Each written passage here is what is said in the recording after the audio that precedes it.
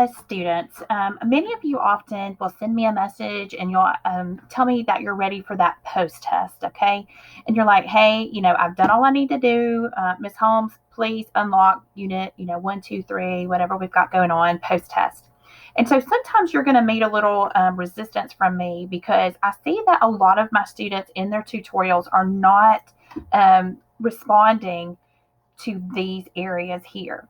Okay, so within your particular tutorials, you're going to have these parts that are going to require you. It's either called student lesson activity, or it's just going to look like this. And so sometimes I'll look in there and students will have just kind of like typed any old numbers, letters, and hit submit. Okay, well, I'm sorry, but that's unacceptable. Okay, that's not completing your education.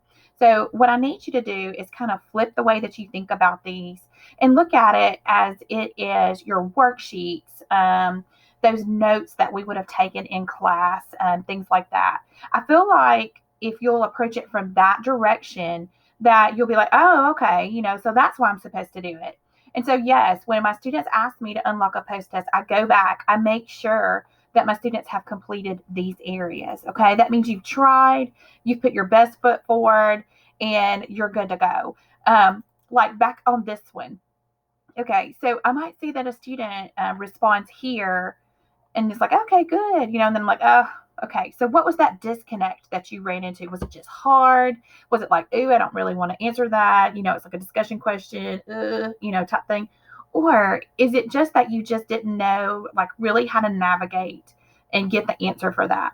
So a lot of times what my students will do is they'll hit that submit and they'll look at this and like, oh, okay, this is really what I needed to be focusing on. You may use the information you learned from here to go back up and resubmit. Adminum is not trying to trick you. They're not trying to make more work on you. They're just trying to help you get your best education possible.